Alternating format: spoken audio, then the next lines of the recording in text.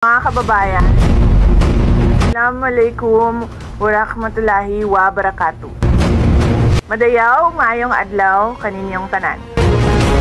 Magandang araw sa inyong lahat. Sa mga nakaraang araw, marami ang humihingi ng reaksyon, komento o damdamin.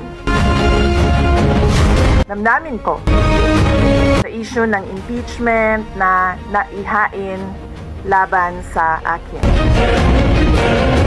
Sa kabila ng aking mga naging pahayag ukol sa planong impeachment sa mga nakaraan na buwan, ang tanging masasabi ko na lamang sa puntong ito ay God save the Philippines.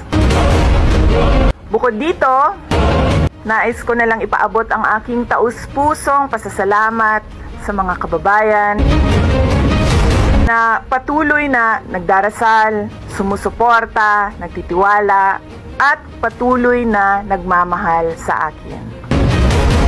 Manalig kayo dahil sa taong bayan ang tagumpay. Syukran.